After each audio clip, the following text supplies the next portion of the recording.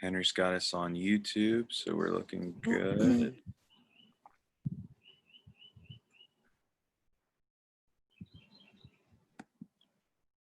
Stretch this out a little bit. Some questions. Who has a nice bird's background? That's very I was going to pleasant. say, somebody's birds. That's me. The storm has passed. The birds Nice. are here. So lovely. They're Like we're in sending a out the spa. all clear. Yeah, we finally made it through.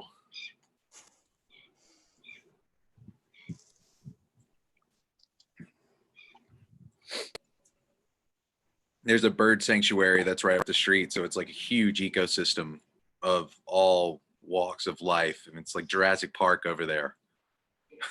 The first half of Jurassic Park. Yeah.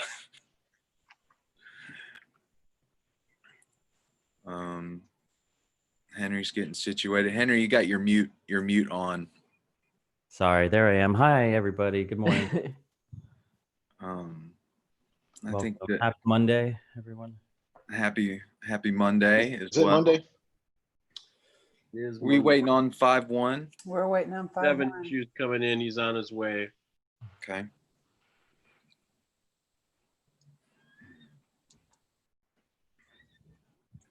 Saders, where are you? I'm in Indianapolis. You're home. Home. Where everybody else was home. Home. The name of the last couple months. Home. Saders gets to work out of home most of the time anyway, except for about a week a month. He comes and visits us in Chicago. So this isn't terribly unfamiliar territory for him. I was about to say, I love your workspace, Saders. I feel like if I needed something worked on, your space is ready for just about Ready to anything. go. Ready to go. Throw it over. Yeah, what you're not seeing is the obscene amount of monitors that he's staring into. There's no less than 7, probably. Oh, dude, we should chat. I'm a monitor guy. You need your pixel space. I'm usually 3 or 4. So Yeah. I've recently condensed down to 4K. Some fewer monitors, but 4K. Oh, So must be tough. So we've got Doug who's coming up now. I think we got everybody. Yeah. Get this thing started. Yeah.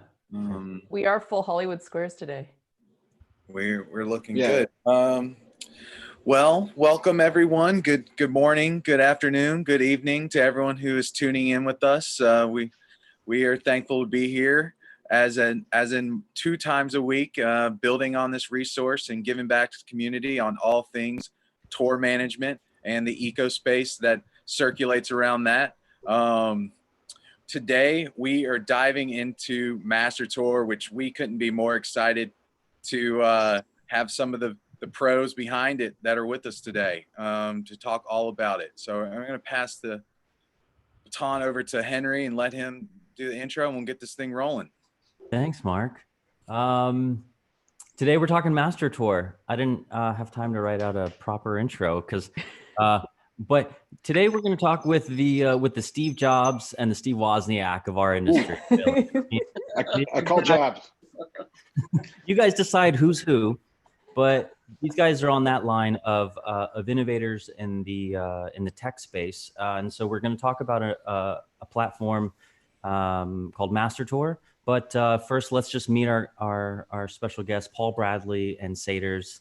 Guys, welcome to the show. Paul Bradley is the president of Aventric and Master Tour, and Saders is the lead developer of Master Tour. So we're really stoked to have you guys. Thanks for joining us last minute. But Paul? Happy to. Thanks for having us. yeah, it's exciting. Guys, thank you so much. So 5-1, do you want to take this into the origins first? Let's talk through where this whole thing came from and how this idea started. Yeah, 5-1 is one of the first, I think, out of this group of squares. Nerds. So, Paul, can you tell us the origins and what was the idea behind starting Master Tour? Still working on the idea, but the origins, yeah, I mean, it's been I guess some would call it like a 20-year startup. I got, real quick, went to college, kind of got my first taste of the music business, started my own independent promotion company, This was in Des Moines, Iowa, which kind of has always been, or I don't know if it still is, kind of a Passover city as far as shows. I mean, you've got the Quad Cities, you've got Omaha. So we really didn't have a lot of good stuff coming through. So just out of boredom and not wanting to graduate in anything less than 5 years, I started a promotion company. We ended up bringing in, most of the samples, Big Head Todd, kind of even had a show or two with Dave Matthews back in the day. Anyway, that got me kind of really excited about the tour industry. Moved back to Chicago and just wanted to do anything at all to be in the business. So started interning at a small independent record label. They had about 6 bands on this, mostly local, a couple regional. Really just started doing everything, cleaning up after house parties to, picking up t-shirts, to then it kind of parlayed into a part-time management, co-management, tour management. I mean, they early on found out that I was really good at driving a van. So I became the van driver. And then they thought, well, as soon as I'm good at driving a van, I might as well be good at settling a show and carrying, merch cases upstairs. So kind of for this band called the Drovers, I became originally their tour manager, kind of assistant manager. I mean, there was no official title back then. You just did everything you could do to kind of stay involved. This was like 93, 94. And then just out of a weird set of situations, I ended up being the drummer in the band. I did play the drums. I think they were more concerned with my van driving than my drumming ability, but it was supposed to fill in for this Canadian tour that I booked, to be the drummer of the band just for 2 weeks before they found a proper drummer. Ended up being in the band for 9 years, and we all know how those things go. So really just toured nonstop with this band, and we mostly did North America, the full run 3 or 4 times a year. I think we averaged 210 shows a year, all van trailer, limited crew. Everybody did everything for themselves. And it was in that time, I started kind of dabbling in software development. This was kind of back in the FileMaker period of Master Tour. So you can't really qualify that as developing. It's pretty easy to do things in FileMaker, but I was just creating things to manage our shows, contracts, gig sheets, managing the hotels if we had any, guest lists if we were lucky enough to have any guests. So it really was this thing that I just kept building on. In FileMaker, it wasn't called Master Tour then. There was no obviously idea of a business to it.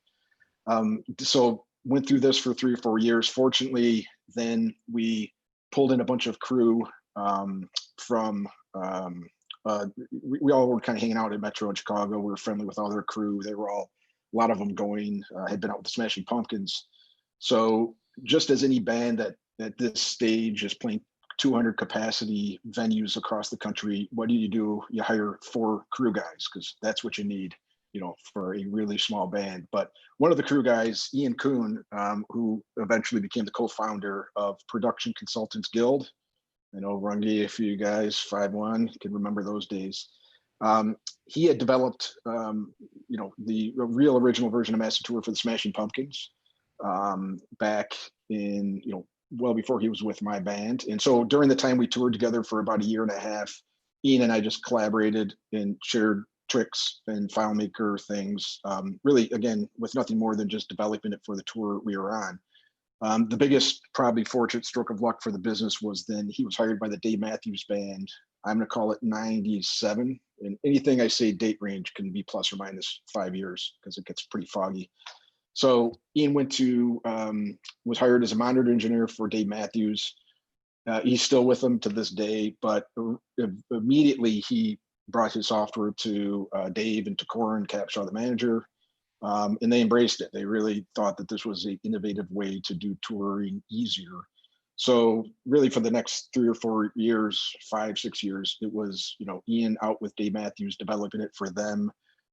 Me kind of using earlier versions of this. I was cycling out of touring and getting into, just as every drummer does, web design and database consulting. I didn't know anything about these things, but I was just trying to see how I could manage some type of career. Staying in the music business, I designed one of the Third Eye Blind websites, which was a very exciting experience for them, I'm sure.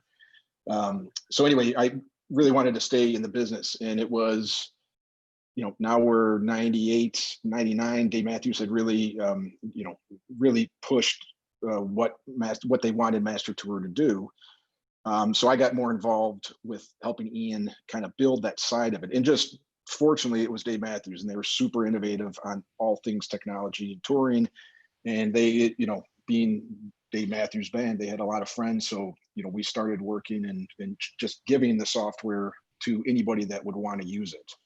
And this is people with, if you guys know Tim Foster with Neil Young, some of the early days with the Beastie Boys and Jerome Crooks and Bill Ramey. And so we really didn't have a business plan.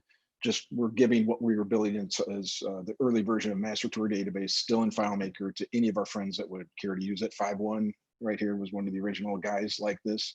And the important thing of that, they were really feeding us ideas, saying, well, this works the way Dave tours, but here's what you need for a theater size tour. Or, hey, you don't have this type of module. So really that carried through most of the 2000s. And eventually we originally started as Production Consultants Guild, which is, I know, a great name for a company. And that carried us through all the way to about 2008. And it was really just picking up one client as we can. And we were fortunate to start working with Network Management and the Bare Naked Ladies and Coldplay and those guys back in the day, super supportive. We actually, at one point, it was, you guys remember Joe Linane back, fortunately he passed years ago, but he was the first one that Wow. That's yeah. a blast from the past. Yeah, with Luther I had to shake Vandross. my head. But he was the first one that actually, I was, this is one of the first moments that I'm like, hey, I can turn this into a business, because I was demoing for Joe. Luther was playing at the Star Plaza in, where's that, Saders? It's in Maryville. It's where it was. Maryville. It's no longer. It was. Yeah. And anyway, I had no intention of selling it to him. He said, how much was it? And I made up a price on the spot, and he broke out a check and paid it, and that was kind of the first time someone actually paid for Master Tour database. That was when I first thought, hey, we could, start a business on this. So that's really kind of the versions, the origins of Master Tour. And then it was just mostly enjoyable, but some extremely painful years. We got to a point where it was just busting out of FileMaker, weren't making enough money to pay for, the development team that we needed. So I went on the course of raising money, did the traditional, I had a 3-page business plan, went to kind of friends of family type of round, try to raise some money. And then as I learned, as soon as you start raising money, you realize you don't have enough. So really from 2008 to 2011 and 12, it was just this constant battle. And if you guys remember, little tip to any entrepreneurs, raising money during a huge recession is a great way to have a non-stressful, successful start off to your startup company. So that went on for years. We raised, right around $1.5 million over 4 years. We still have 32 investors into the company, but that money allowed us to really build out the platform in a scalable way, because as we were talking about earlier, we FileMaker would crash. We'd have to just keep sending files to 70 users at any time, and email these gigantic 3 megabyte files over dial-up connections, and it was just exploding. We'd have guest lists crash, at hometown shows. It was just turning into this really stressful nightmare, but I wanted it to, survive. So raised money, changed it to Eventric, built out the second version of Master Tour, and then it just kind of went from there. And it really, it's not, as they say, a hockey stick growth of a company. We've been fortunate to have awesome customers, all you guys included, and really supportive, building the business, building ideas. The entire thing has been mostly built on saying, hey, doesn't work. Here's what you need to do. Hey, you need a venue database. Dave Norman, 5.1, just start feeding us venue data. And that became part of the database and part of the value. So it's really been a 20-year process to where we are today. Paul, Paul, I was just thinking, because I remember seeing 5.1 actually introduced me to Master Tour, and it was the old version, the FileMaker Pro version back in the day. And so it was completely different. It looks nothing like it does today, but it was, yes, it was. But the concept is the same. But, I was just thinking, I'm so thankful people like 5-1 and all those acts and all the other tour managers before me were patient enough to like work through you guys and deal with those crashes because they knew that the potential was there. They trusted you and your team that you were going to work out those bugs and create something. And now it's since really since 2.0, I guess it's been a staple of my life for many years. And I couldn't, I mean, I came from the Excel way, so I could go, back and do it the old way if I needed to. But this is like, it's still something that is necessary just on any scale of touring that I do, small or large. I'll put it to good use. Yeah, no, It's easy to thank use. you. And that was right.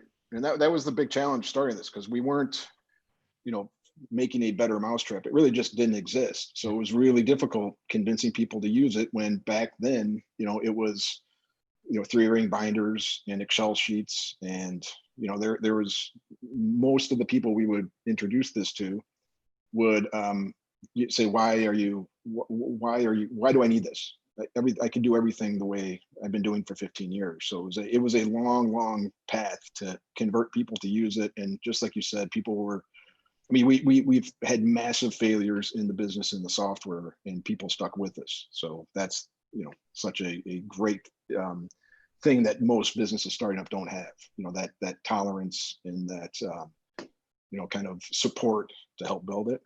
So that's been one of the best parts. Did you always have the plan to go web-based? Like, was that all, or did that just kind of evolve over time? Because I remember when you switched from FileMaker to strictly web-based. Well, yeah, it's still technically not web-based. You still can use it offline. Yeah. And ever since when we went from FileMaker to MT2, there was a talk of, do we do this completely online? And, I asked many in this room, what do you think if you could only use this when you had internet? And the answer was, well, then we can't use it because, we're going to be in the basement of the Vic Theater and there's shitty internet, or we're going to be at Bonnaroo with no, or in a trailer. And the even more challenging one on, the version that we're on now, 3.0, is same thing. And this, we released 3.0 recently. And so, arguably it could be 100% online, but just with the amount of data and kind of the unique, user pattern that we have, we thought doing it, in with an offline environment is still crucial. There's still points where everybody in this room is in a spot. You're on a plane, you're in a hotel lobby, you don't want to connect, you just want to flip open and fix or reference something. Yeah. But the biggest thing that we did halfway through the second version was making it mobile. And that really was a pivotal point in the business, because now it was something that the artists themselves found value in. Before, one of the challenges was, hey, Rungu, we want you to use this for, we want you to pay for this to make your job easier. But it really didn't have any value for the artists, because you were still spitting out tour books and day sheets.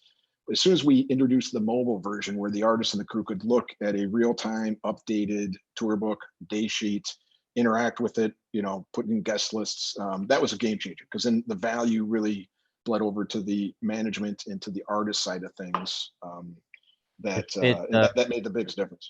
Paul, it kind of officially put the nail in the coffin on printing tour books on a wide scale like we used to for everybody, because he didn't need it anymore because he was on our phones. But before we go into the next section, I want to ask, I actually want to get a little input from 5-1 or Jim. What was it like going through the beta testing and I want to know your input of year after year of having to give input and the frustration out onto Paul and Saders about everything. What was that like? Did you feel like you were? Go first, Jim.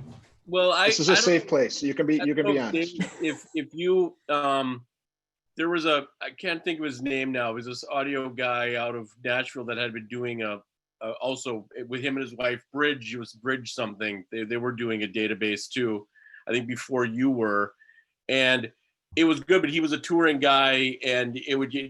I think we did it. I think I did it for 10 years. I think I was working on it with him, and it was a great program, FileMaker based also. But he was a touring guy. He didn't have the time to really put into it. It went years without updates. And but I think for me at least, I had been using that for my tours. I kind of skipped from cutting and pasting in, in Word and doing things like that, from moving on to a database that was FileMaker Pro. And then so when I think I accidentally came across Master Tour just by doing a search online looking for a better option, and came across it, and I've been using it ever since. And it was a game changer because I think it was something that was, the information was there. It made so much, I mean, it's come so far, I think, in where it is now, but at the time when there was nothing, it was shocking to be able to have something where you had drop down menus and you could build stuff and you could do itineraries, and there was nothing like that before. So hey, Dave, what was your take on that? Mine was the same as yours, but I used to also do itinerary books for groups. And, I'd also do the day sheets out of FileMaker Pro. So when Ian had first started it, I talked to Ian about, hey, let me check this out.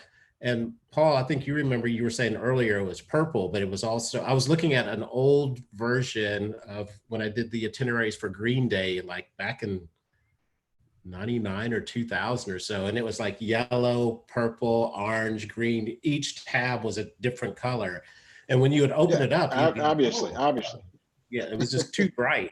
But it did have, like FileMaker Pro, it did have a lot of crashes on it. So I would email Ian and say, hey, could you help me out with this? But if Ian was busy, it could be 2 days, 3 days before you would get back to me, with sending me the latest update to it. But I used to love it because I'm just a nerd and an information junkie. So I loved it. So, and I still love the newer version, like when I had just updated to 3.0, a couple of days ago, and then some of the new things that was on there, I was like, oh my gosh, I just want to sit down for like 72 hours with some tea and just like go through all of this. But that's me. But Mark, on to you, sir.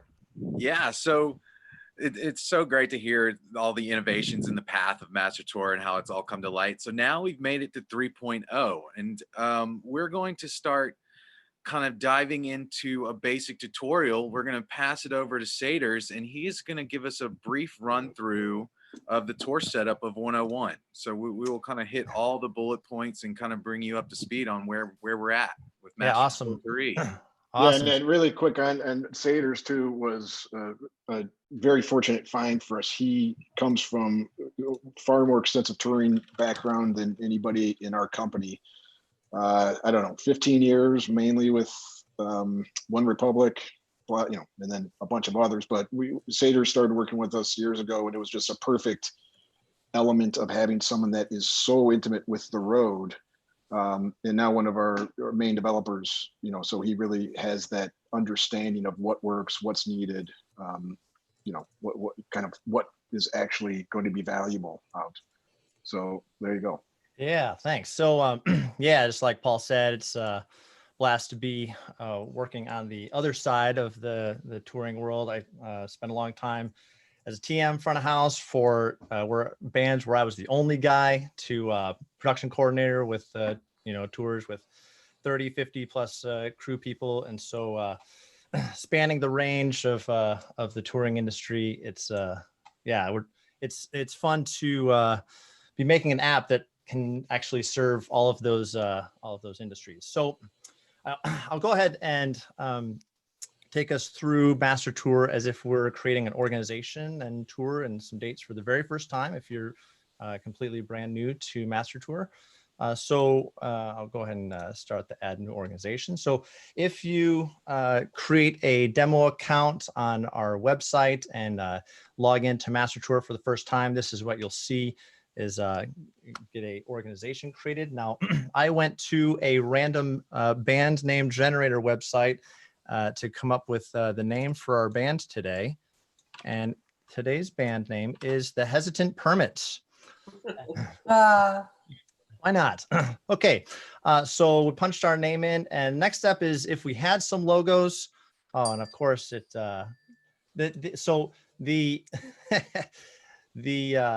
The monkey on the back of any live demonstration for software is that a bug will occur, and so of course a bug occurs right there. So we'll come up with a new name.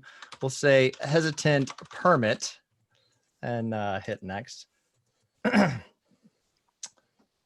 And let's see what it is doing here. So let's get back there. So we'll get to create an organization. The next step would be where you generate upload your logos for the tour if you had some there. Next step would be to create a tour and the tour dates for your first tour. And so we'll just call this a sample tour, and I'm going to do July 21st through the 23rd. And we'll hit next. Now you saw that I had a typo there. We can go back and change any of the tour names or organization names and upload logos at any time. This is just a first time setup. So, okay, so we'll pretend that our sample tour here is going to have the first day as a travel day, and we'll just say that we're going to travel to Los Angeles, California, in the United States. Okay, and that's what our Tuesday, July 21st is going to be. The next day, we're actually going to do a show day, and we'll say that we are playing at Hollywood Forever.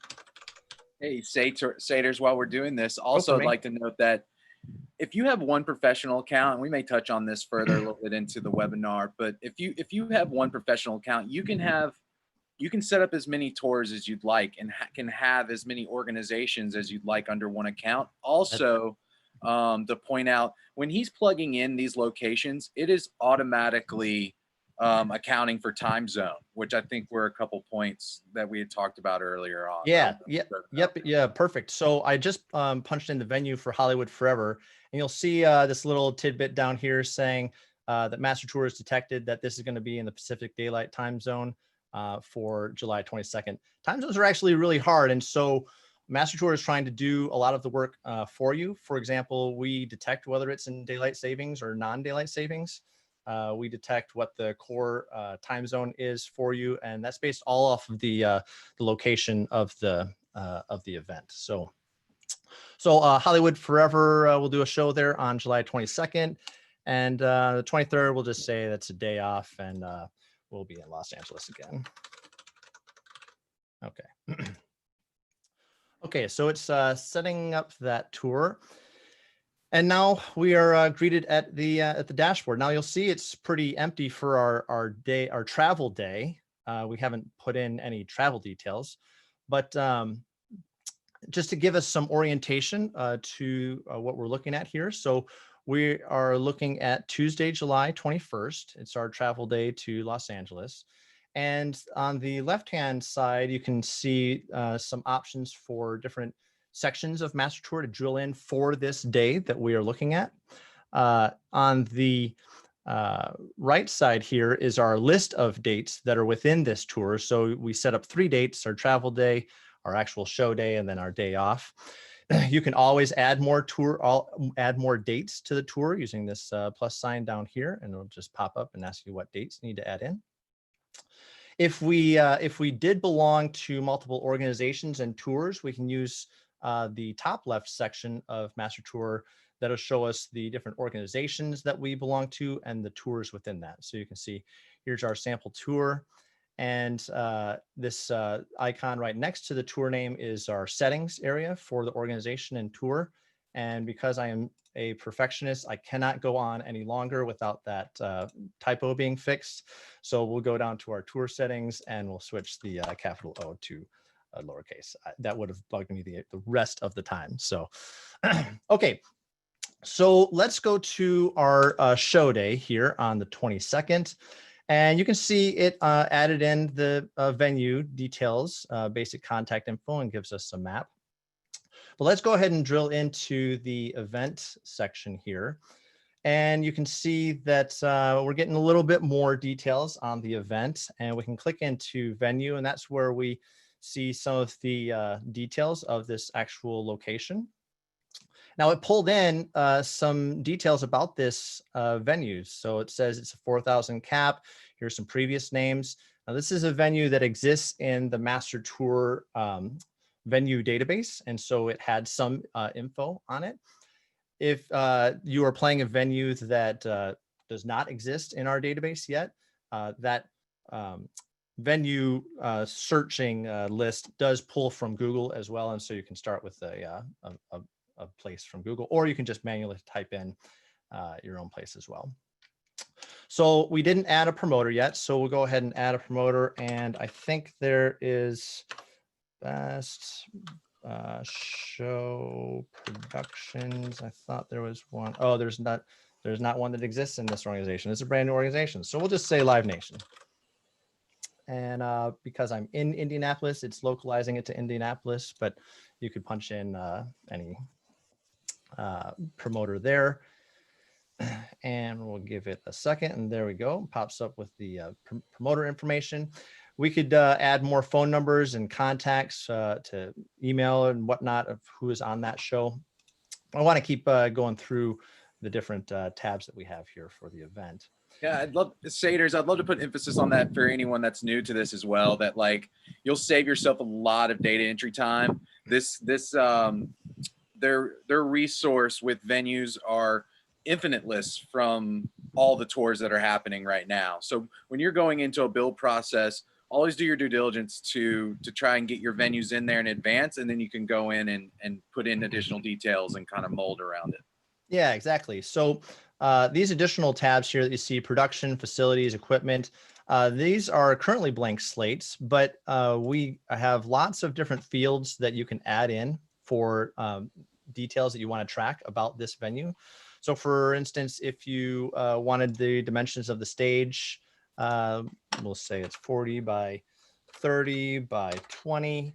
And if you wanted details of the loading dock or any of these types of fields, you could add those in and keep all of your data for this event centralized right here. So facilities has all kinds of fields that you could add, the Wi-Fi, some of the dressing room details, equipment, your audio staging, lighting, video, and whatnot. So plenty of rabbit holes that you can go down to and actually really use Master Tour to fill in as many details about this event as possible. Keep it your central source of information.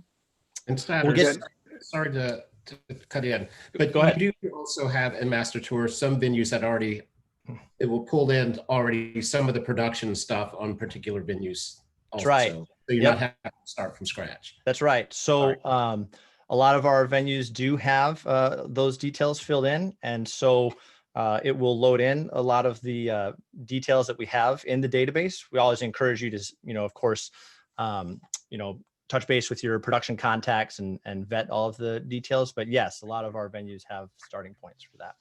Yeah, and one of the things that we've been building on, one of the things we've built on, for years is this venue database. Originally, it was just being kind of outsourced by users like 5-1 who would send us new venues. We'd plug it in so that new users would sync those in. And the way, it's a tricky kind of model, but we've got, I don't know, how many venues do we have in our system about now, Saders? I think it's close to 20,000.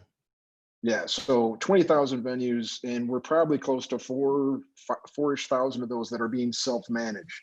So all the Live Nation, House of Blues venues, for example, they go in and update their records as needed. Obviously, like House of Blues stage is never going to change. Front of house location is never going to change, but box office contacts or promoter rep email addresses might change. They go in when that does change, so that when you do start pulling in venues and start your advanced process, you're looking at really updated data. And for those of you, the audience that don't know, that's a pretty painful part of starting the advanced process, especially with the area, market, or venue you're not familiar with, is, who is the right person to contact? How am I supposed to start this advanced process? So ultimately, we will have all of the venues kind of maintain themselves so that the best source of information is real time and it's constantly being updated. So one example that I'll give here is to create multiple events on the same day. Now I'm going to choose the Mayan Theater, and what it's going to do here, because I belong to multiple organizations, is it's going to say you have used this record in the past, and so which one do you want to use? For the sake of the conversation, though, we'll hit finish on that, and it will now have I'm pretty sure this one had, yeah, so this one has some details loaded in that I just wanted to give an example of that. One of my favorites as well is just venue aside, a lot of people have been entering in festivals over the years. So when you get the festival season, you'd be surprised. A lot of that information is in there as well. Yeah, so one of the benefits of putting in all of the details for the venues here is not just for yourself, but we'll get into it here in a minute of that Master Tour makes this data available to the mobile users on your organization as well. And so that's really the where the data shines. Is this is not only used as an organization tool for yourself, but also a communication tool to communicate all the details for this location to your to the people in your organization. Okay, so that's a brief overview on events and the venue. Let's talk about hotels real quick. So let's say that we're gonna stay at a hotel near the Hollywood Forever. So we'll hit add hotel and we'll just say we're gonna stay at the Holiday Inn. Now, it brings up a list of, when I just search for Holiday Inn, it's searching all of the Holiday Inns around the Hollywood Forever. So you can see that this is a list populated with Holiday Inns in the Los Angeles area. So we'll just punch that one and give it a minute here. It'll load up. And so now if we go back to our dashboard, we're starting to see some details get populated here, right? So the venue has some details. The Mayan has all the phone numbers and whatnot that we populated. The hotel is populated in, and our map actually now starts to show some relations in relation, all these locations related to each other. Am I like doing a dubstep here? If you have multiple speakers going at once, just turn down the volume on one Yeah, on one Double side. screens. That helps. yeah. Okay. Saders is a sound guy too, so that's, you know. That was cool. I haven't experienced that on Zoom yet. It's fun. Okay, so let's just talk about our schedule. So we're just going to create a example schedule for this day, and we'll say, oh, yeah, let's say 9 a.m. is going to be load in, and we'll say that at noon is going to be lunch, of course. We got to have lunch, and we'll say there's some sort of a sound check, probably at like 3 p.m. till 4 p.m. There we go. I didn't know if I was saying 4 a.m. or 4 p.m. That's why I was confused there. And then let's go ahead and say doors are going to be 6 p.m. and the show is going to be 7 p.m. till 9:30 p.m. And let's say we've got a load out at 10 p.m. Till 12 a.m., but it doesn't know what day we want, so 12 a.m. Okay, so Can you, Saders, Yeah. just important point over there. You toggled the day after toggle, Mhm. which Yep. just can you just talk about that for a second? Because that's an Absolutely. elegant piece of adjusting that I work with quite a bit, and I actually have a note to mention it. yeah, absolutely. That's So, important. so in our world, the simplicity of a 24-hour calendar day is does not work for most of our days. Our working day can go from midnight to 3 a.m. And so while we have created this day as July 22nd, because we on the programming side recognize that from our own personal experience that things go late into the night, we give you the option to place schedule items on the after midnight portion of the calendar. And so while loadout happens from 10 to 12, maybe we've got another thing that's like after party or after show food. Or some after show travel. You have 7 hours of bus travel. Yep. Maybe you got somebody, you got a bus call to Boogie at 11, and you're Well- not meant to be there until 5 a.m., it's Sure. not going to be 5 a.m. that day. It'll be the next day. So we'll say, for the sake of argument, bus call here is going to be 1 a.m. All right. So if I just type in 1 a.m., that's going to put that 1 a.m. way at the start of the day. Well, that's not Right. where it is. We know it's after the show. Right. And so that's why we have this day after toggle that now moves that bus call to be in the after midnight portion of the day. Indeed. Yeah, thanks And for- that's a big deal, because you can innocently be jamming through your data entry and not realize until you maybe print something or do something else where you're indelibly noticing that, oh my God, my 1 a.m. was my 1 a.m. on the day and not the next calendar day. How do I fix that? So Yep. I wanted to make sure that we note that. Absolutely. So as we also go through here, you'll see that everything is kind of reddish pinkish color. And so that's signifying that these items are not confirmed yet. It's kind of our way to give you a way to put in the schedule, but also like mark it tentative. Now, because of the food is the most important thing. So we know that lunch is absolutely going to be at noon. So by confirming that, you can see that now that has changed colors to signify, okay, that one is actually locked in. And then on the header here, you can see that we have a confirm all button that by just punching that, that's going to change your entire schedule to be confirmed. Hey, Saders, I would also like to note to our students that all of these changes being made live, you now have more control over who's actually seeing this, but this is a live update to your mobile users as well. Everything that you change on the fly is getting synced to the cell phone mobile app during this process. That's right. Yep. So a couple things to talk about there. So yes, every single change that you do is communicated up to the cloud, but MasterTour is also able to be fully used offline as well. And so we could have done all of this setup offline, and then when you come online, then it takes all of those changes and automatically syncs them up to the cloud as well. So yeah, a lot of different options there. Now, two more things that I wanted to talk through.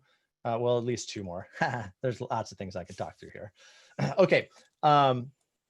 Guest list. We give you a nice guest list form that allows you to keep track of your artists, friends and family, or just guests of the show. And so I can punch in last name, Bradley Paul, needs 2 tickets. And we give a status on that. So whether it's approved or pending, declined, we'll say it's pending, and we'll go ahead and add that in. Meet Now- and greet. I want meet and greet. Oh, yes. Right. So, so you can see here that we've got some summaries down at the bottom. Now, our number of tickets allowed is customized for the event. So we'll just say maybe you got 50 tickets that are allowed for this show.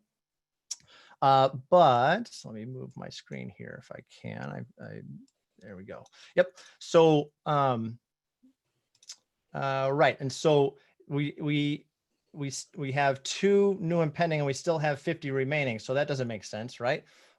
So your remaining is minus your approved ones. And so once we change that to approved, now you can see this starts to do some math down here and say, well, you have 50, you've approved 2, you have 48 remaining to use.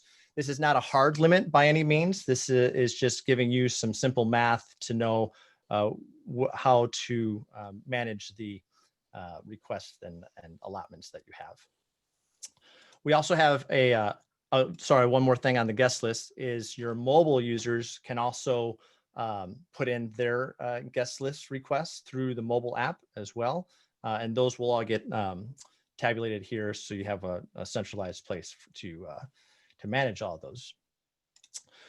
MasterTour 3 also has an attachments section for each day. So let's say you got a venue pack for that show. You can just click and drag and drop it into MasterTour. And that now has made this attachment available to your mobile users, as well as making this attachment available to you offline as well. And so it's kind of like a Dropbox, but organized like MasterTour. So there's certainly a lot of power that you can use in the attachments. And that's a super useful feature because you can put any number of documents on there. You can put your bus driver maps, your truck driver maps. You can assign them to people, like you said. You can put the venue specs so that your crew can have them on hand and not have to email you or call you looking for them. So that's a super awesome feature. Yep, it could be after show menus from local restaurants. It could be any type of attachment, PDF, image, Word document, a MP3 of the. Does anybody use MP3s anymore? I don't know. MP3 of the, some new song that's being played that night or whatever. So, Hey, Saders, I'm Yeah. curious, is there a limit to the size of that? I mean, a lot of these tech files are huge. So how does that work out, and how much we're loading up into your cloud? the current answer is there is no limit. Okay, good to know. Yeah, I've had no problems at all downloading attachments, dragging them over. It's been great. I just drag them over from emails I get from promoters, and they tend to usually, sometimes if it's a bad connection, they'll go a little slow, but generally it's like instantly they're there and instantly in the cloud, and instantly my crew is looking at it on their phones. Yep. And Satters, can you click on that Gramercy Theater so our Yeah, I can, except I'm only sharing my master tour window, and so it's when I click download, it does ask me if I want to save it, but I don't. You're probably not seeing that. So, thank you though. yeah. So it did open up on my screen here, but I can actually demo that better when we switch to the mobile app and share. Traders, I have a question for our UK and EU users, and this is my preference as well. Is Yep. there an option to use a 24-hour clock? Right, great question. So Master Tour will automatically switch based off of your system preferences. Yeah. And so if you have your locale in a UK setting or a area of the world that uses 24-hour, the whole interface will switch to. I enter everything into it by military time just because it's easier. You don't have to do the AM PM. So I Sure. enter everything by military time, and it automatically brings it over to regular to the And times. so, like for example, so exactly that was going to be my next question. So if you have a combination of say European and US crew, and they're used to looking at different time formats, that goes by their preferences. That's right. That's right. Localized to the individual user. Yep. And so whatever your That's great. Yep. And so what you saw there is I can type in military time into the time field there. And now because I'm a US person, it's auto converting that. But you can also input the times military 24-hour. Okay, so two more sections that I wanted to talk about is, and I think I said that like 2 sections ago. But let's talk about travel real quick. And so I'll switch to the 21st because that's our travel day. Now this is actually going to be a new feature for our longtime Master Tour users that I want to highlight. Is let's say that that this is a fly date for this organization. So Master Tour has, as of version 3.1.0, is now hooked into FlightAware for entering flights in easier. So I'll demo that here. So if I go to create a new air travel and I choose air, you'll just see a simple button for add a flight. And so I'll add a flight here, and the form is now considerably reduced. If you're a previous Master Tour user, you recognize that. And I've done some research here and say we're going to be flying on Delta Airlines flight 1535. And Master Tour just looked up what those possible routes are for that airline and flight number combination. And so we're going to say this is a Nashville to Atlanta flight. And it's a connection, so we'll add a second flight leg there.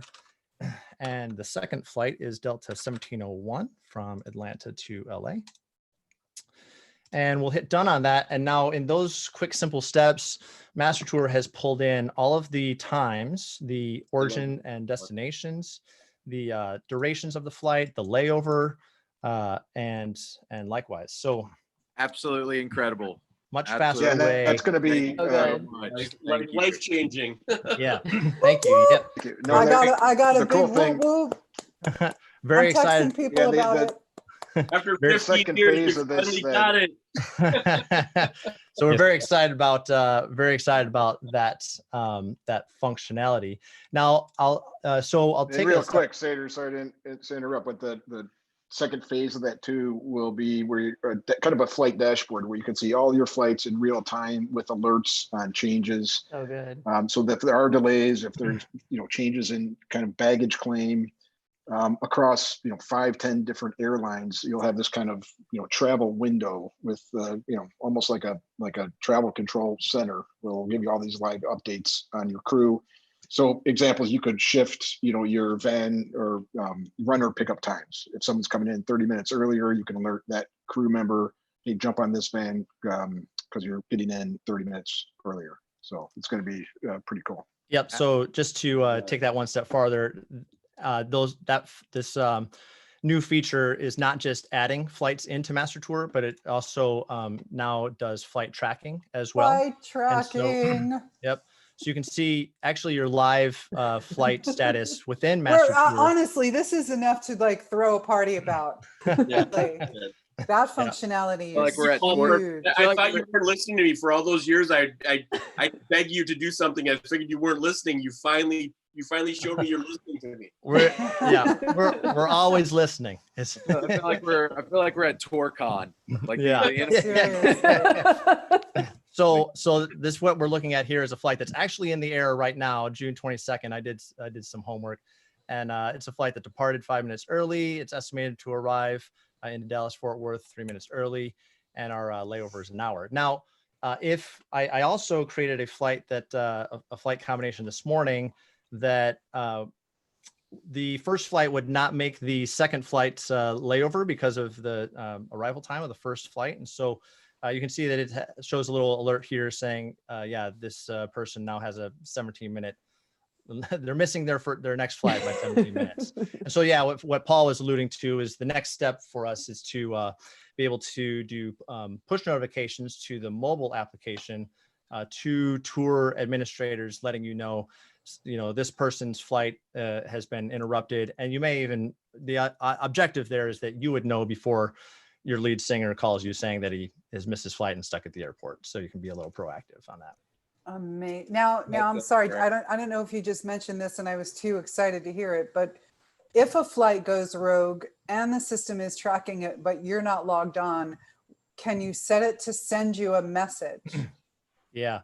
So we don't have those notifications yet. Okay. Okay. So there's some details to be worked out. But you Okay. would need MasterTour Mobile installed on your mobile device, logged in. You don't necessarily have to Sanders, have it open. how does it communicate? How does it communicate? And we might cover this later in the mobile app, but how does it communicate in the mobile app? Like, what is it looking like there? Is it updating and doing all that on the mobile app also? Yep. When we switch to the mobile app, I'll take a look through that. But yes, it does update the mobile app as well. So your travelers can also use MasterTour to see their mobile flight status. Yep. So, okay. Last section that I wanted to punch on in the desktop is managing our users in this organization, because that's a big area that is really where MasterTour shines, is using the tool as a communication tool. So let's dig into that. We can hit this settings icon in the top, and actually I want to be in that blank organization that we set up. So we'll hit the settings on that. And when we go to users, right now you can see I'm the only user in this organization because I created it in front of you all, and I haven't added anybody. But so let's talk about real quick the difference between accounts and organization permissions in MasterTour. So there are two core types of accounts in MasterTour, and so you as an individual, when you sign up for MasterTour, that creates an account for you. And the two different types of accounts are either a paid account or a free account. And at its heart, the paid account is for the type of person that needs to put information into MasterTour, or to the person who wants to communicate data to the rest of the tour. The free account is anyone who just needs to read the data in the mobile app, maybe push in some guest list requests, but a free user is someone who does not need to put in details about a venue, or someone who's putting in schedule details. Now, any type of user, paid or free, can belong to as many organizations as you may need to. So that may be a single organization because you're working for a single artist. It might be 5, it might be 10 because you bounce around different artists. There's no limitations in Master Tour world on the number of organizations that you belong to. Hold on a sec. Now, within each organization, you have a permission level for your access within that organization. And so you might be, again, a paid user who is wanting to make changes to an organization. You would need a manager or administrator level permission in that organization or in order to make those changes. Now, let's say that you are a paid user, but you're doing work for a band as a backline tech. You don't need, while you are paid, you really do not need to be making changes into that organization. And so the tour manager for that organization can add you as a mobile user with limited permissions. Okay, so with, with that being said, let's go ahead and walk through actually adding a user to this organization. So I'll hit add, and I have another account here, eventric.com. And Saders at eventric.com is already a Master Tour user. And so now it's asking, well, now what kind of permission do you want to give this user to this organization that you've created? Now I'm going to just give mobile access and hit add. So now you see we have 2 users in this organization, me as Mr. Saders, and then the second one as the full Mr. Saders. So the icons here are showing that this little screen says this user has admin or manager permissions and can make changes, while this mobile phone says this user only has mobile access. Now I can edit this person and say, well, actually I made a mistake. They actually need manager permissions. And so we'll hit apply on that. You can see that it changes that icon, signifying that that person can make changes in the app. So I'll put that back to mobile. Now let's say that I need to add a user who has never been on Master Tour before. So we'll just say Saders at example.com. I don't know if that exists or not. It doesn't. So now we are greeted with, okay, this user does not exist in Master Tour. You need to add them into Master Tour for them to be able to access this organization. And so first name, last name, and the permission level. We also give the opportunity for you to bill this user to your account. So if this is another production assistant or someone that you might be working with that you want to pay for their account because they're working for your organization, then you can bill that user to your account and give them admin privileges and whatnot. So, okay, so that's the broad overview of just the desktop. Do we want to pivot into the mobile app or? Yeah, Saders, first of all, you're killing it, dude, on going through all of this. Yeah, and thanks. There's so many rabbit holes that you can go down, but you're doing a great job at just going tab by tab of, you know, just kind of everything. And but let's go into, as you were saying, as you go into people that just have the mobile app feature, which is a ton of crew essentially aren't paying for it. They just have the free app. So let's show what that looks like and what it looks like on an everyday use on our phone. Because that's, although I spend a ton of time on my laptop, a lot of times when I'm on the go, I'm staring into this app and I'm trying to use the software from here as well. So, okay. Okay, great. So you should be seeing my mobile device. Is that right? Yep. Good, cool. Okay, so I am logged in as that Satyrs at Eventric. And so if I tap on the very top of, and so let me back up. We jumped in too quick. Master Tour Mobile can be installed on iOS or Android. You just go to the App Store and search for Master Tour Mobile. It'll ask you for your username and password. And then the next step is that it will ask you what organization and tour you want to look at. So we'll choose that tour that we created. And you can see that we have our travel day, our Hollywood Forever on the 22nd, and then our day off. So if we go into Hollywood Forever, you can see here's the schedule that we punched in. And then also you can see here, hey, there's the attachments. And that's the attachment that I uploaded. If I tap on that, it opens it up right here for me to. Oh, hey, Satyrs. I'm seeing. Yeah. Oh, yeah, we're seeing Wild Stallions. Hang on here. It got disconnected. Let's try that. Let's try this again. Let's try it again.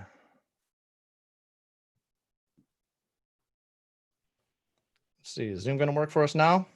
Yeah. There it is. You got it? Okay, thanks for interrupting me. Okay, so tapping on the top will show the tours that you're a part of. And here we are in the in that tour that we created.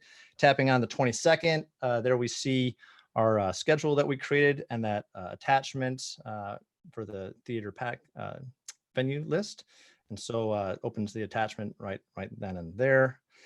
And then let's see, the other thing that we were talking about was the Quick flight. question, Satyrs. Yep. Are the attachments downloadable from the mobile app?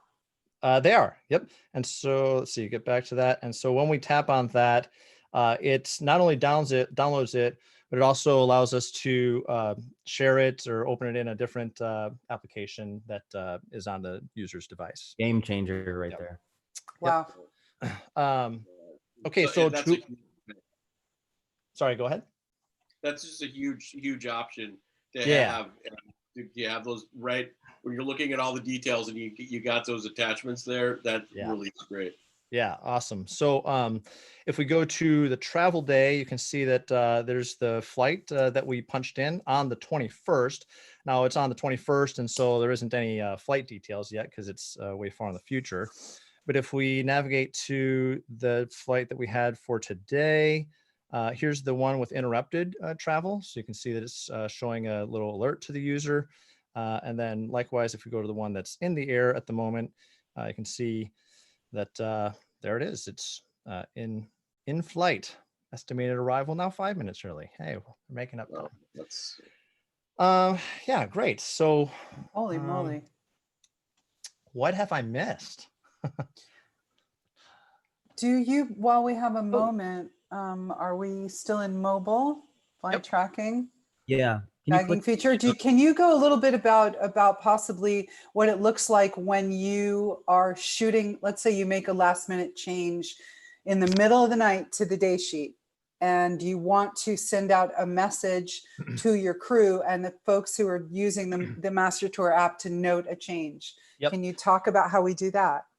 Absolutely. So, so first and foremost, as a admin so in this Wild Stallions organization, I'm an administrative user where I can make changes. And so I, in the mobile app here, have a little plus sign where I can add or edit schedule items. This is very high level edits at the moment. It's actually one of the things that we are in at the very beginning stages of, is redeveloping our mobile application to be having the same amount of editing capabilities as Master Tour 3 does, as well as better iPad compatibility as well. But for now, it's very high level edits on the mobile application. So to your question about sending out updates to the user, if I switch back to the desktop application, in the bottom left corner here is a send message function. And if I say send message here, now I can choose if I want to send to a specific recipient. I'll just send to everybody. And I'll say this, you know. And while Satyrs is typing his message, I do want to mention that when you this touches back to when you're adding a person onto your crew, you have the opportunity to toggle which party communication they receive. You might want your production manager to receive A, B, and C party. So up there in that drop down, you have the option to tag the people in separate parties that you'd like this message to go to, which is super cool. Okay, so I'm gonna try and send that message live here, and you should be seeing the mobile screen again. Yes, are we seeing the Yep. phone? Yes, Yep. yes. So bus call has changed, and if I hit send here, there you go. So you can see that I just got a push notification Right. on the app that bus call has changed, and Nice. of my, It's a heads up. yep, and all of my devices are pinging right now. I have it installed on my iPad, and Right. that just went off, and so And it'll give you a little banner like we get when we get texts or notifications in the lock screen, just like everything else. Yeah, And let's that's To see. mention super that cool. the users have to allow push notifications. That's So you have true. to Yep. activate them just so to make it. Once you're done with that, I just wanted to remind you that we talked about the tagging feature. Right. And then just really quick before we get out of flights, because you're tracking via Flight Aware and Flight Aware tracks charters, if we enter tail numbers as we do, can we also track privately? Yes? Yes. So new share back to the desktop share, and we'll But- go back to the travel. Yep. And we'll hit add day travel. And you are seeing my desktop now? Yes. Yeah. Okay. So when I hit add flight, this is a drop down here for commercial versus private.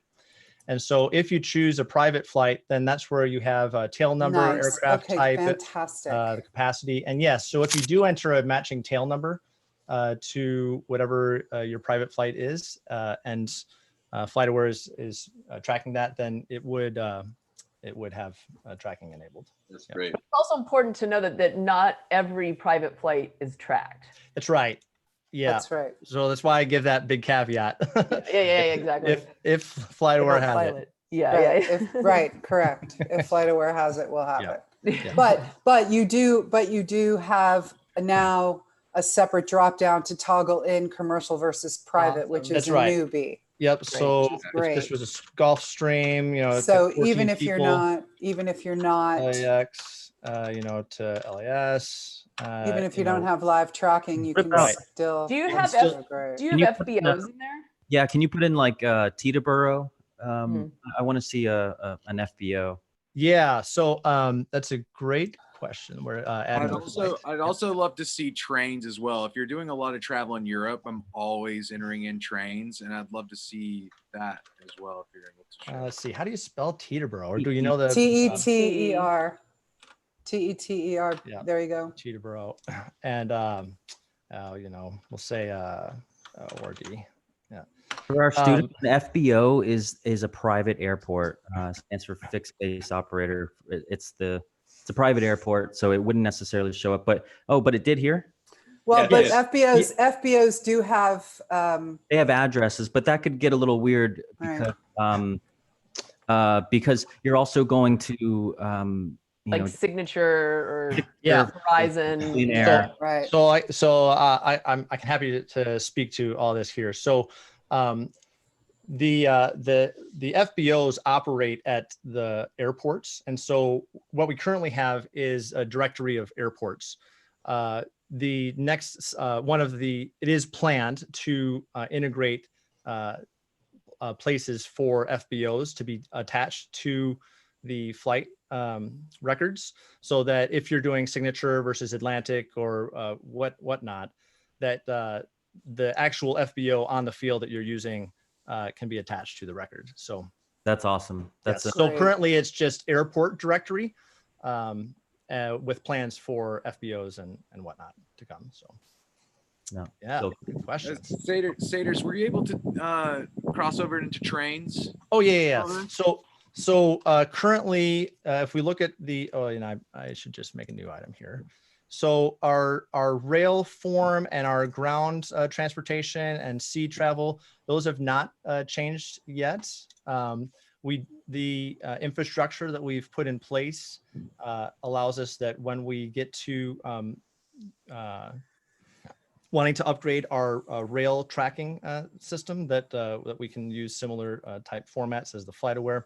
But for right now, it is simple origin addresses and arrival addresses. And so you can put in, you'll need to put in the actual train station So for right now, primarily Flight has gotten a full kind of upgrade where it That's does, right. does that automatic.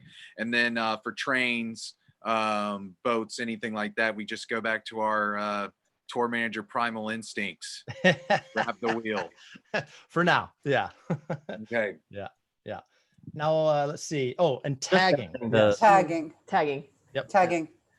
So let me get switched back to the mobile. It's like switcheroo here. Okay. Paul, do you want to talk about tagging? Paul, you there? Muted. Muted. Paul's mute's on. There you go. Okay. Okay. Yeah, so we've had this idea for quite a long time of making, originally having this start in or on the mobile platform. But the general idea is we kind of simplify it as a Yelp for touring. Hmm. So we all know when we're out there that, yep, there's a nice little notification. Yeah. You know, when you're in a market or you're in a city touring, you know, and this could be everything from after show food to guitar shops to laundromats to good hotels to stay at. Basically, we wanted to build this community or provide the community a place to have a kind of reference board of everything you do when you're on the road. And this could be, you know, again, both things that you need professionally for your band. So the idea is it's really just like Yelp, you know, so you can do a couple things. One is day of, let's say, you know, you're in Indianapolis, you click on that day and it shows you everything in around that other Master Wow. Tour users have tagged. So all these stars are just little things from, you know, Drake's Keystone to, you know, yep, Sam Elmo Steakhouse. And in theory, these are things, I mean, these are, you know, items that crew members have put in. Great. So we're trying to build this kind of community or information of trust that, hey, this is what other Love people that. do when they're on the road. The other nice thing you can do too is plan ahead. So when you click on the on the road tab at the top, you can say, well, I'm going to have a day off, you know, in the next week. So let's say, yep, let's go to Columbus. Sure. So what is there to do on my day off in Columbus? And, you know, we've got a dozen or so things that users have put in there.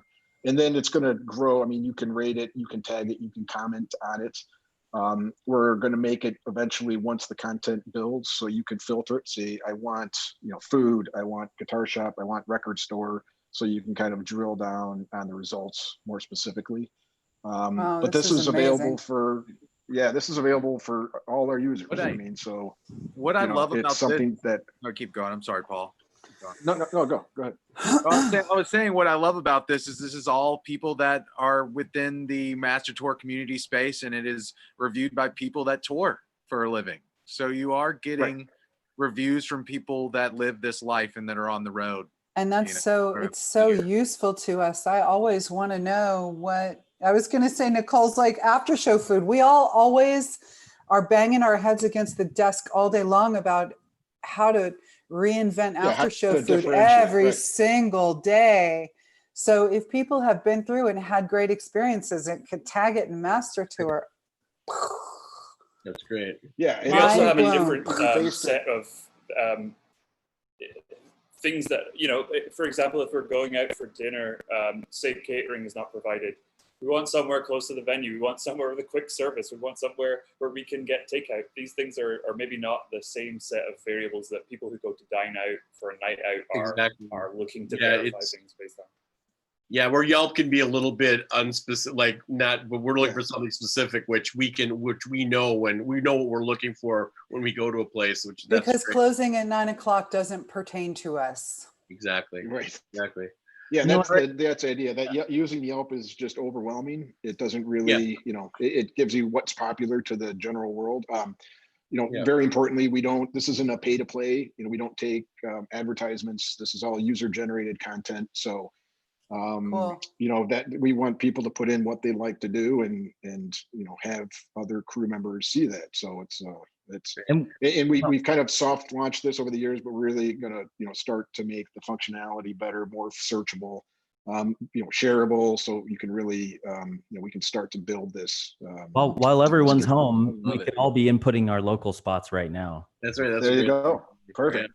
Great idea. So Paul and Saders, so you've showed us some cool stuff. Yeah, we see the flight stuff for the future is amazing, and what that can bring to us.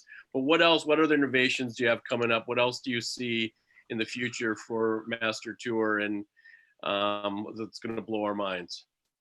Yeah, I mean, you know, the goal, you know, we always describe Master Tour as kind of this post-contract utility. You know, when everybody in this group here, you're pretty much, the show has been confirmed, you know, everything's been booked, and then you start re-entering the information into Master Tour. So kind of the big move, you know, for the future is integration and APIs. Pre-COVID, we're still working on some amazing things. We're working with booking agency CAA to start to integrate all of the confirmation deal memo info from CAA into Master Tour, and then with every other booking agency. We're working with travel agencies, same thing. So imagine a world in your touring or life where you don't have to enter in travel information. It's done by the agency or hotel information and then just updated in real time. We've got just a kind of a ton of integrations. One big one that we've been asked about for years is with @Venue, who, you know, they're great friends of ours. They're incredibly powerful touring merchandise application. And just simple things like, why do I have to enter in my tour in @Venue and in Master Tour? So immediately it's just going to share your routing, and then we're just going to move into just deeper integration points from that. Live Nation, Ticketmaster. I mean, the idea is kind of building two things. One is a utility where the data is entered for you, because, you know, as I explain this business and how you guys use our software to people outside it, it's like imagining, you know, the executive team of a multi-million-dollar company actually having to do 100% of the day-to-day data entry for the operations of, you know, of that business. And that's what you guys have to do. You're running some of the biggest tours in the business, and you're doing data entry. And we want a lot of that data to just flow into Master Tour. Now, I can already hear a lot of people cringing because, like we've all talked about, when you enter the data, you're double checking it, you're eyeballing it, you're seeing mistakes.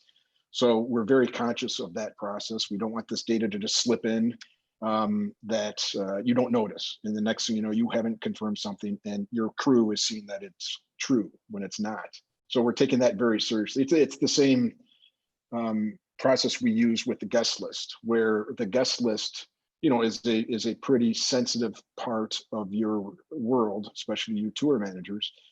And once we allowed the users, and again, this is if you allow them to, but to enter guest list requests, you know, that's exactly something that you want to be super on top of. So I can't sneak in a guest list day of show or change my guests, the number of tickets or the level of access. So, you know, all those types of details, you know, we're carrying forward into kind of this new integration world for Master Tour. But that's the real exciting thing. The second biggest thing is, I mean, it's a database. So why can't you run reports? Why can't you, you know, extract information from 10, 15 years of touring across all your organizations? And with doing that, it gives you guys this incredible kind of powerful way to see your history, compare things. You know, just think eventually of like your hotels.com dashboard, where there's sliders and there's just different things that you can adjust to pull in the type of venues that you've played in the past, or the vendors you've used, or the amount of tickets that you need to pull for comps for guest lists. And then we have a lot of management companies using this. So imagine how powerful that can be for management companies to extract that across all of their tours at all different sizes. So we really want to make the data super powerful and informative, and eventually move that to in front of the contract, you know, where you get a call from your artist and management and they're saying, hey, we want a tour in the spring. And so, well, we want you to be able to look at Master Tour, pull up an incredible rich history of touring data, including ticketing, including costs, basically look at a live, you know, breathing P&L from your touring history, and help you pick kind of events or markets or hotels or vendors. Crew, we have the biggest crew database in the business. We want to open that up for helping people find jobs and isolate and zero in on their specialties and their availabilities. So kind of the two big things of the future are just making the data there for you so you're not retyping it, and making it super valuable and useful in a way that it's never been. So really anything you want to search for the entirety of your touring history, you can pull up. How many times has Paul been on the guest list? How many times have I stayed at the Holiday Inn, in Dubuque? This is super powerful stuff that we're excited for the next step of this.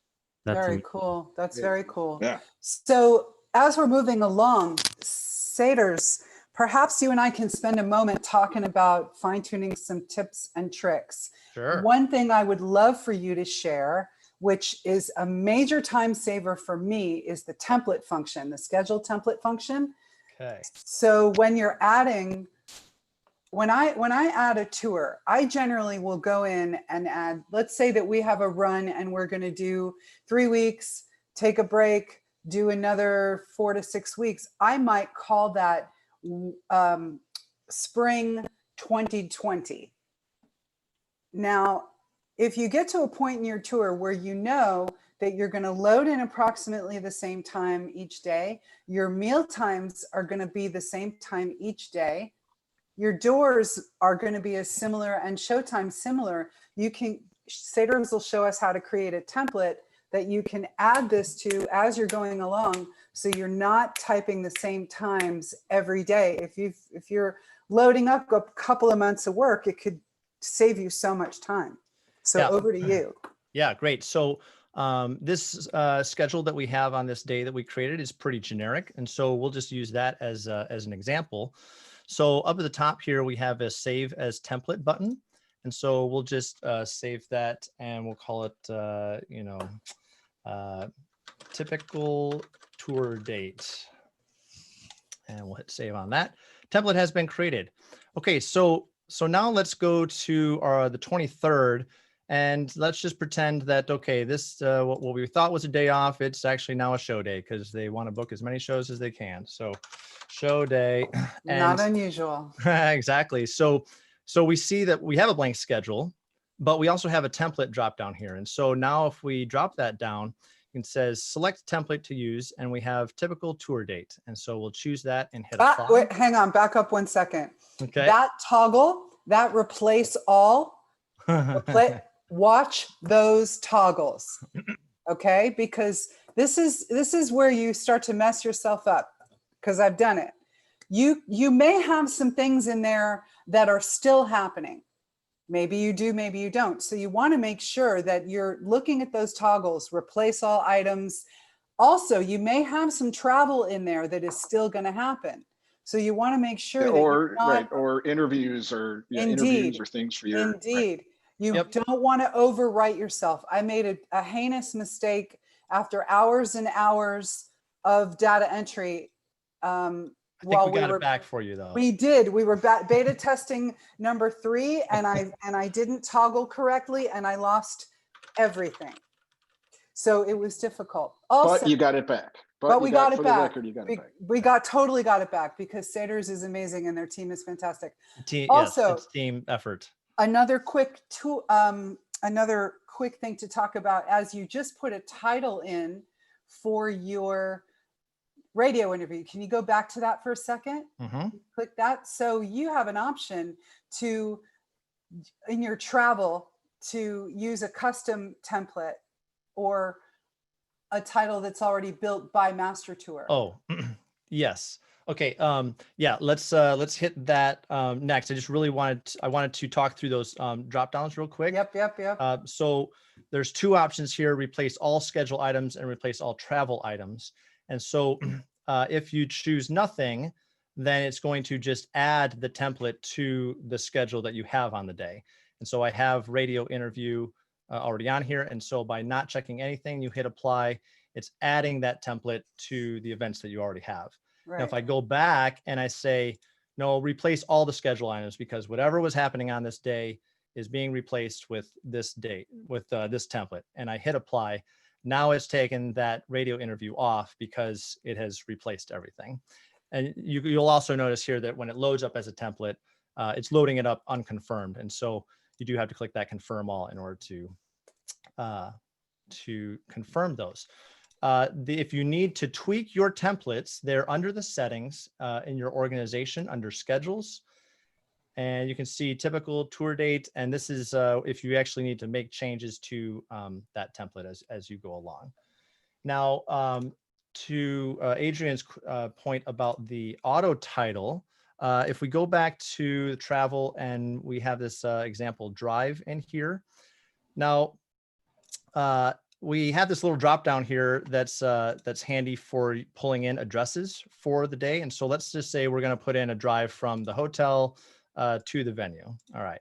And so in doing that, MasterTour has automatically populated the title with just some information about the drive that we have derived, but you may not want this title. And so you can click in there and say drive to theater, and whatnot. Right. So now you can see this toggle here is changed to custom title. So you can customize this to be whatever you want. If you want to go back to our auto generated, you just hit auto title and we'll switch. Right. And sometimes I will put the party title in there, band drive to Mayan, even though you've got a party toggle down there, because that, it's just sometimes people need to see things spelled out in front of them. So that's you can't remind them enough. Yeah, for sure. Does anybody on any of our panelists want to? I have a question, Saders. Yeah. I'd love for you to touch on the physical document tab in the space y'all have available for tour books and that world, which I think we haven't really touched on. I'd love for everyone to see the printable schedules and how those can be edited for their tour. I think. Great. And a little moment for Daysheet as well. I better take a drink of water for this one. Yeah. Okay. So while we have done a hard amount of work to replace the digital tour book, there is still a need for physical day sheets printed around the venue. I should caveat that it's up to your opinion whether it is needed or not. There are tours now that are going strictly digital, going green, save paper and whatnot, and we love that. That makes our day. But we do have a printing engine for extracting data from MasterTour, and so we'll take the day that we've been working with here on July 22nd, and I'll just either go to File, Print, or hit Command P on the keyboard, and that takes us into the print section of MasterTour. Now we've loaded up MasterTour with some default stock templates that you can use that are quick and ready to go, and so we'll just take this Daysheet 8 and hit the print icon on that. And now that just generates a day sheet for us. And it says, here's our hotel, here's our 2 venues, here's the schedule that we're doing, and the example of how the tour fits on the day. Now, we also have some options here. So if we only wanted the details on the Hollywood Forever venue, we can uncheck the Mayan and tweak it as well. Now, when we are in this view, this is a fully editable document here. And so if we wanted to select this and make this text a little smaller, or let's say this day was important, so we want to bold that. And let's say, this wasn't really 1, it was really 1:30. Now, here's the thing. So while we're able to do live edits in this view, this is not saving anything back to MasterTour. This is like a last chance edit before you hit print. We're not reaching back into the data and making changes. So it's literally like I'm editing it in Word, if you will, right? You got to go, but if you want this change to reflect in the system, you have to actually go back and make the change. So my recommendation, if you actually do need to change times here, is actually go back and make the change in the core data of MasterTour, because that's what's going to propagate it to the mobile device and everything. But so we have made some changes. We hit print here, and you probably don't see it because I'm just sharing MasterTour, but it opened up the document in a PDF. And so I can either save that and email it across or print. Hey, Saders, Yep. I think this is a big question. They were talking about the format layout here. Y'all have so many different types of templates. There Yep. we go. Okay. Just to kind of show them how Yep. many options there are. And Yes. also you can, if you have a crack day sheet that you love, you can make a template of your favorite day sheet and customize it to your specifications. That's It right. is totally possible. I have Yep. done it. I have So it. Yeah, So or we can if it's really complicated, we can do it for you. And one of the neat things that we're going to do eventually, Saders might be getting to this, is kind of build a shared community of templates. So as Adrian's saying, like, let's say she creates this masterful day sheet 2, you'll be able to share that to your profile, which will open up kind of a template gallery. Obviously not your data, but your template. So eventually there could just be many different versions of the dailies, tour book, guest list, settlement, set list, and then you can just, instead of reinventing the wheel, select it, which one you like. Right. yeah. So so what Paul is saying there, if there is a complex template, you could certainly, or a complex template that you want to generate, certainly reach out to us on all of our support channels. We're happy to help with that. We've got a great team of support people, Facebook, Twitter, email, typical old school telephone, or live chat on our website. TikTok. Yep. and that's super, that was I super don't know what that is. helpful. Jim Runge got me used to editing my MasterTour day sheets in Word. And when you upgraded, I was running 2 different versions of MasterTour at the same time. And I appreciate you guys spending the time with me to help me build my perfect template so that I could keep the continuity between tours. Yep. Hey, And so Hey, go ahead. Saders, day sheet aside, not to cut you off, there's just so many. Will you show everyone what a guest list print looks like as well? And if you're going to be with band that wants to see a set list as well. Yep, set lists. Yep. And so, so we haven't touched on set list at all. But we do have a set list module within MasterTour. Yep. And in order stickers to for using them too. That's one of my favorite things, is being able to print stickers for the guest list. It's one of my favorite features of MasterTour. We used set list last tour this year, and that feature worked amazing. I stopped using it, but I used to use it all the time. It was great. The band could see it live. They could make edits. They could message me and let me know if I need to make set list edits, and then would be able to pass those templates around, and I would just laminate them and just put them on the stage, so.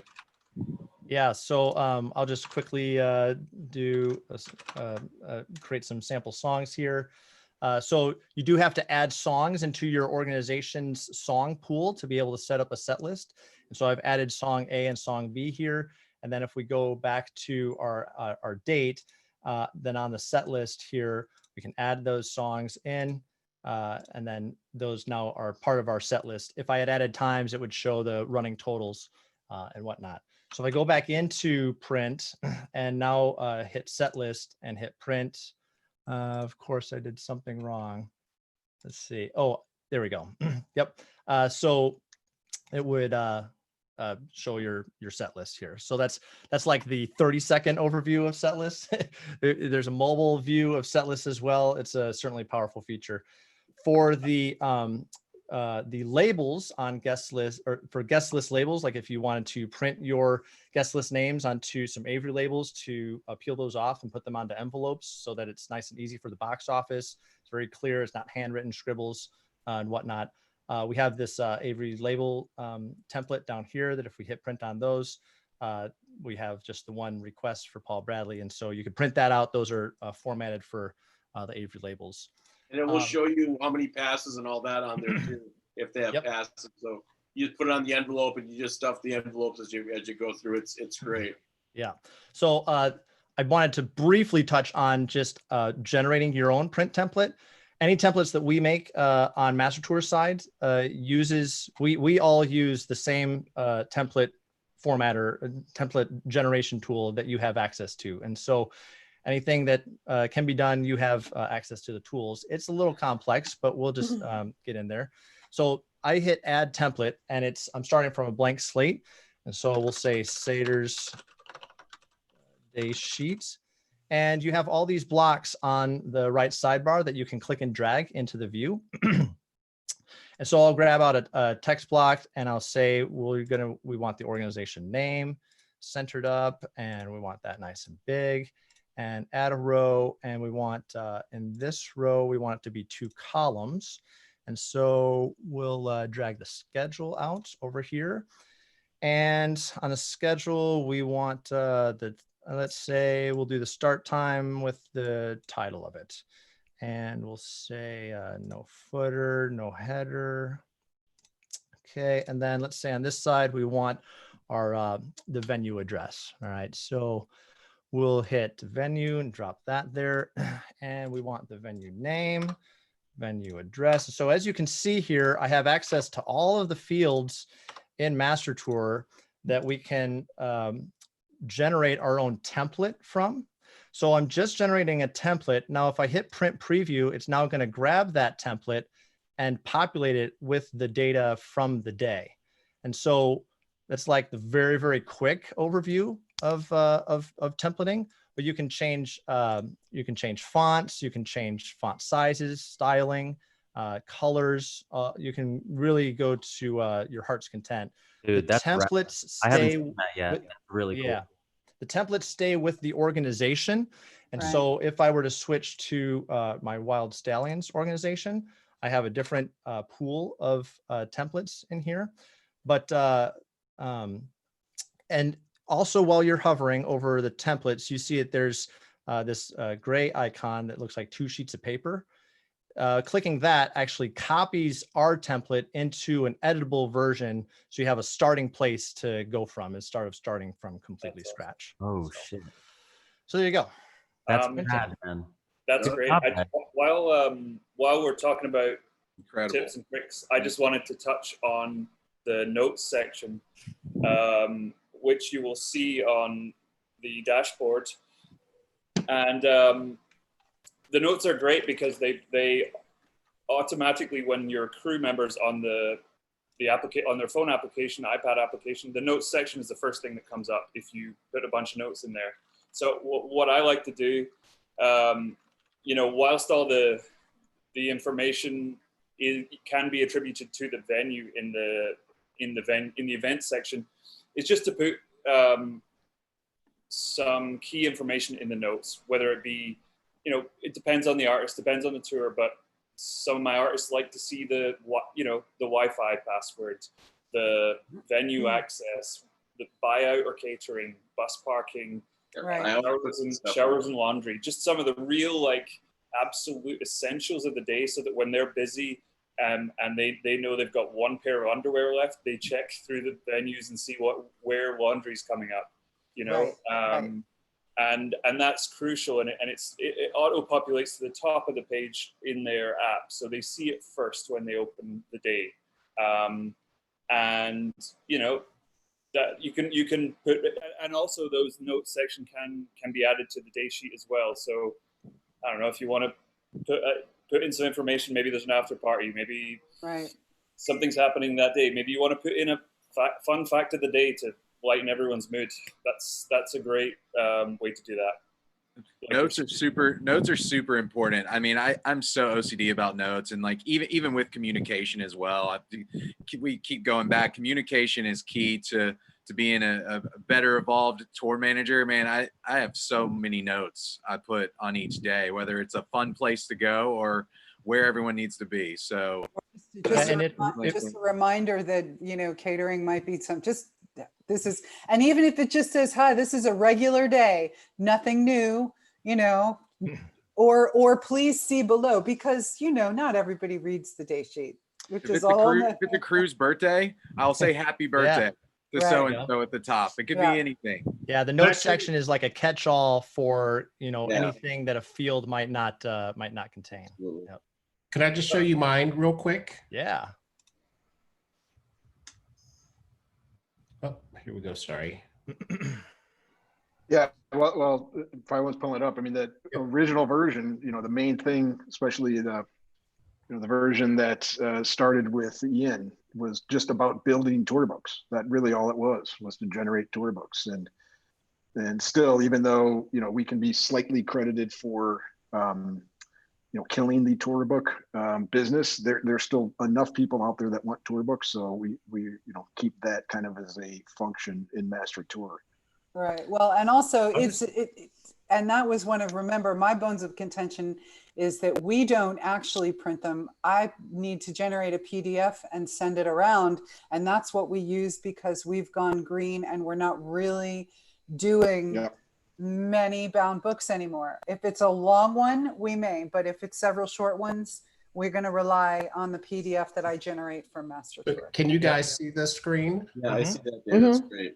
Okay, so I just wanted to show this real quick before we move on to the Q&A. So here's just my little note section here, just that I share with everyone on tour. So moving on to the Q&A. All right, nice. Okay. Let's see. We can let anyone kind of grab it. I know we've got it. Danny, when you add a venue, does it get stored in the database for all users? Yes, ma'am, it does. Well, yes and no. Yeah, let me expound on that. Yeah, go ahead, Sarah. Okay. Yep. Please, because I thought that we did. I thought it was. So when you when you use an organization, when you use a venue in your organization, whether you are using it from the Master Tour database of venues or whether you are putting it in from Google for the first time, that venue record exists in the Master Tour cloud, but the details within it are only within that organization's container. And so if you are a tour admin to multiple organizations, when you select a venue to use, it will prompt you if you have used a particular venue in multiple of your organizations, it will prompt you whether you want to use that venue record from organization A or organization B or straight from Google or from Master Tour. But the record for the venue exists within the organization. We have long wanted to come up with a better way for you to submit recommendations for Master Tour's stock venue record to be updated with details that you see on the road, and we're still working through the details of how that workflow happens. Got it. And most now, real quick, we probably, it's hard to say how many of the kind of legit touring venues we have in our system. There's always ones that pop up that are new, or a new space is used as a venue for the first time, like in a parking lot. So, if there is something that's added that's never been in our system, we get it kind of in a moderation queue and we approve it, and then it goes in. And then this year, especially, we're going to be very aggressive on getting the venues themselves to just claim that record so they own it, so that really you want to trust the venue person on the legitimacy of the data more than the 5 previous people that were there that month, because they could, we don't know them, we can't really trust them. So that's ultimately the goal, is have the venues moderated. But then we have a slew of people that we trust, you guys, 5-1 especially, that we know the data is good, and it just kind of gets confirmed right in the system. I feel like you're looking at like what would be an event, like a private event show. And if someone does a lot of private event shows, they're entering in all these random houses or places or addresses, and you have to filter through all that. Yeah, it's challenging though, because we might see something like Crazy Uncle Bill's Cavern, and we might be like, oh, that was just a weird birthday party. But maybe that's a great new punk rock rave club. Like, who knows? So it's hard to judge like the legitimacy of these venues. But without a doubt, the 99% of venues that we all go to all the time are in the system. Certainly all of the sheds and the arenas and the stadiums, all of the I find I theaters, add a few a year, like a handful a year that I add that are, most of them are always there. It's very seldom that I have to add anything anymore. Yeah. Elise had a question. When entering information where it shows public notes and private notes, is that general public of folks calling up that venue on Master Tour versus private within your tour party organization only, Or is it public for your tour party organization versus private for you, the creator only? Yep, great. So she's or they, I missed the name. Is Yeah. Yep. They're referring to the public and private notes fields on the venue tab. And so this is an example here where we have the Mayan Theater with some public notes, and then I just punched in some private notes. And then so the question there is who's seeing this, who's seeing these notes, and how private is private? The private notes, both of the notes, public notes and private notes, are contained within the organization. So these notes are within the Hesitant Permit organization. The private notes are visible to anyone who has desktop access. So again, just to review, that's a paid user with manager or accounting or admin permissions in the organization. The public notes are visible on mobile devices for the personnel in your organization. And so if I switch back over to mobile here and hit that. Okay, so I'm on the, are we seeing the mobile device okay? Yes. Yep. So I'm on the July 22nd and I go to the Mayan Theater. And this is where you can see the details for this venue. And then we have this public notes section. And again, that's where those public notes are visible. The private notes are not. So good question there. Okay. Saders, this is a fun one. So when you're building out your organization, can you talk to us a little bit about band logos to templates?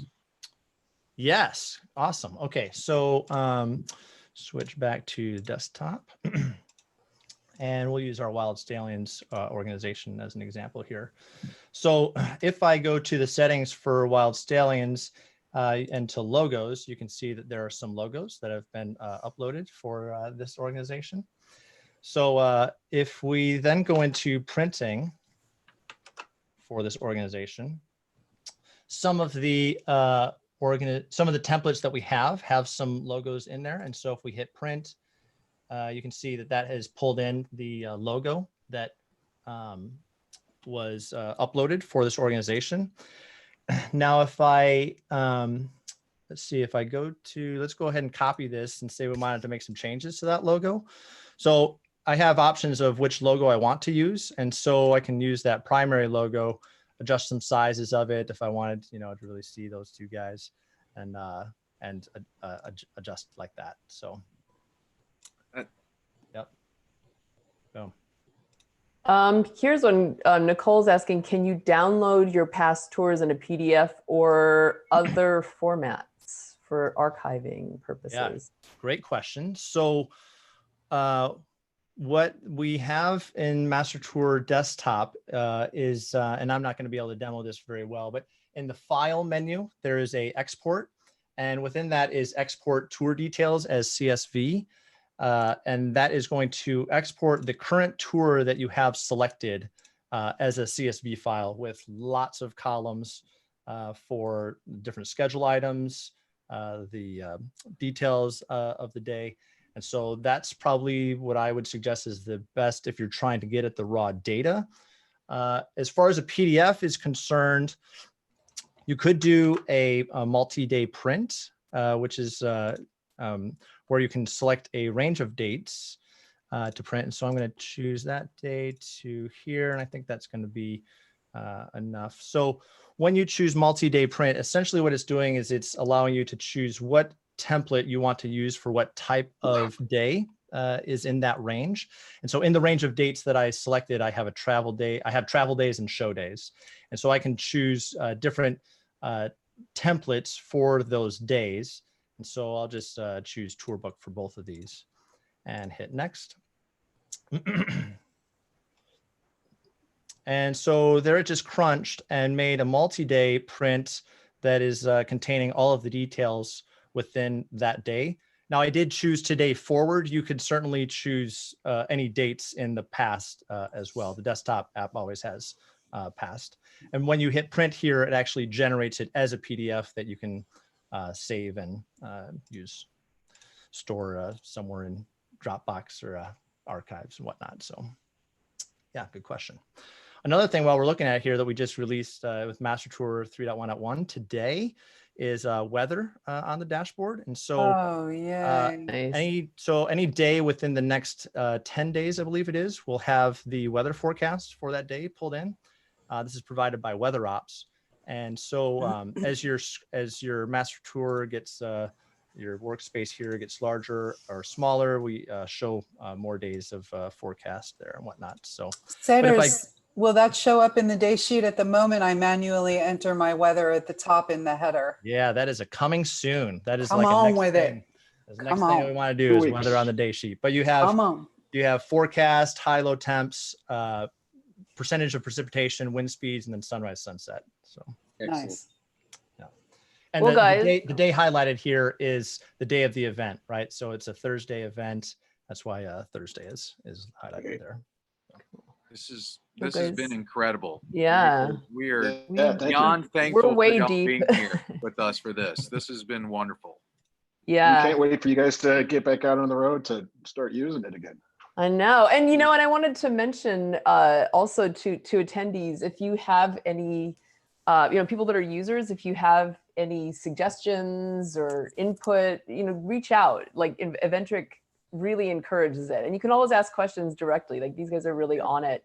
And I also wanted to mention that that for everybody who's attending, Eventric, if you're not using it and you want to learn it a little more, Paul has generously extended a 2-month intro demo to everybody who's watching. So how can all the attendees set that up? What do you need? Just emails, info@eventric.com, or saters@eventric.com. Everybody email. Did they need to mention anything or put anything at anything all. in the subject about PM101 No, or? there's no, Okay. I mean, just a shout out, saw you on, Tour Management 101, but yeah, anyone that wants to demo it, redemo it, we're really excited kind of in our downtime here to show people the new features. And even though, everyone's not out there on the road, we've been busier than ever developing. It's been a very, very productive period over the last 3 months. We've taken care of a lot of stuff kind of in the background just to make it, cleaner and more secure and quicker. But we want to keep communicating, as you guys know, throughout this, because, when everything starts back up on January 1st, 2021, that's my prediction. We want everyone to, be aware of the new features, help us, kind of map out some new things that we can work on from now until then. So you really communicate to any of us any way you want. Yeah, So and make sure you email them directly, because if you set it up through the site, it'll just give you 2 weeks instead of Or- 2, and then play around with it and let them know. For Yeah, anyone, Yep. no, keep going. I'm sorry. Yeah, I was just sorry. Just to piggyback on that, we've got a great team of support folks ready to answer questions, and a great team of developers too that help crank out all these features. But again, with the feature requests, we love hearing all those, and we've actually got a feature request board on our support.eventric.com website that you can check out what other ideas have been suggested, upvote, and whatnot. But yeah, hit us up And on. as Rungi did the feature request for FlightAware 10 years ago. That's, got to it. We got those to it. 20 We get those to it right. thousands requested 10 years ago. Are you finally getting to those? We had to wait for technology to catch up to us. I think you've gotten 5 of the 100 I've requested, so I think we're doing okay. To Oh And my 5 God. of the 100 are Build- pretty good. Where there's a will, there's a way. to build a little excitement for the future, I know that you guys, it has been well received that we've started to kind of think outside the box on extending these webinars and breakthrough sessions, we've like to call it. We've been talking with Master Tour and potentially kind of expanding on this conversation as we keep moving TM101 forward. So keep an eye out for that as we build on our breakthrough sessions. Thank you, Paul. Thank you, Saters, Thanks, for always, All right, guys. Yeah, always this was being fun. responsive. You guys are Thank truly doing a Thank great you. thing. Thank you so It's much. amazing. Thank you. Have a great week, everybody. We'll see you on Thursday, where we're going to have a discussion with an artist. Ed Rowland from Collective Soul is joining us. So Tour management from the artist point of view, very interesting angle to discuss. Thank you, guys. Thank See you you. on Thursday. everybody. All right. Bye-bye.